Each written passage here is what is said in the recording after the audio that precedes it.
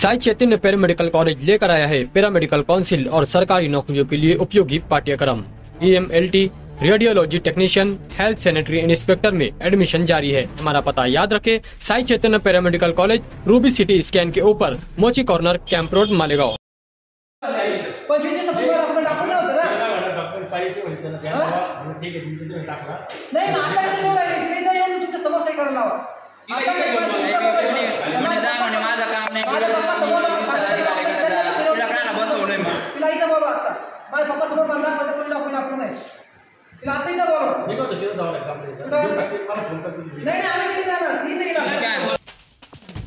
एका आर्मी जवानाचा विवाह नोंदणीचा दाखला मिळावा म्हणून वारंवार डॉक्टरवाडी ग्रामपंचायत कार्यालयात चक्रा मारूनही दाखला मिळत नसल्यानं नाशिकच्या नांदगाव पंचायत समिती कार्यालयात आम आदमी पार्टीच्या तालुकाध्यक्षानं थेट अंगावरील कपडे काढत कार्यालयातच ठिय्या मांडला।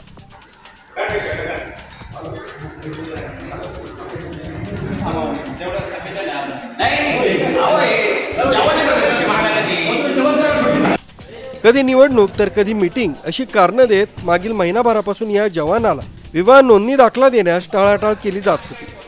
अखेर अंगावरील कपडे उतरवल्यानंतर शासकीय यंत्रणेची धावपळ होऊन अवघ्या 1 तासात विवाह नोंदणीचा दाखला देण्यात आला।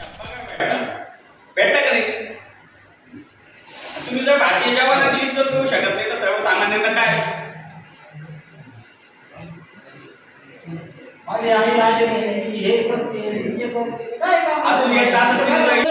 मारून गेले खरे आणि त्यांना तुम्ही दाखला तुमच्या भाषेमध्ये तिचा हिम्मत नाही का त्या सत्याला तो माझ्यासारख्या माणसाला हे करून दाखव। मी तुम्हाला सांगितलं ना बोलवलं असतं तिला लगेच बोलवा आणि डॉक्युमेंट लगेच बोलवा तुम्ही। विशाल वडगुले पंचायत समिती कार्यालयामध्ये आज हे आमचे मित्र भारतीय जवान आहे, भारतीय सैन्य दलात गेले 6 ते 7 वर्षापासून सेवा करत आहे।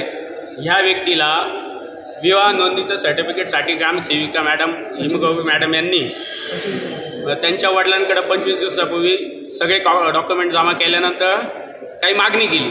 ती न केल्यामुळे गेले 25 ते 30 दिवसापासून त्या व्यक्तीला फिरवत आहे आणि या जवानाला उद्या ड्युटी संपून जॉईंट व्हायचं आहे। तिथं त्याला शासकीय कामासाठी ते डॉक्युमेंट लागत आहे, तरी ते डॉक्युमेंट भेटत नाही।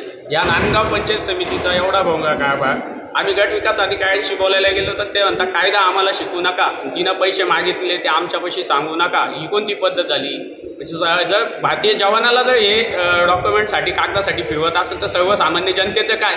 एकीकडं शिंदे साहेब म्हणतात की आमचं काम सरकार आपल्या दारी, दुसरीकडे फडणवीस साहेब म्हणतात, आमचे दमदार आमदार सुद्धा म्हणतात। News bureau Kasmade update Nandgaon.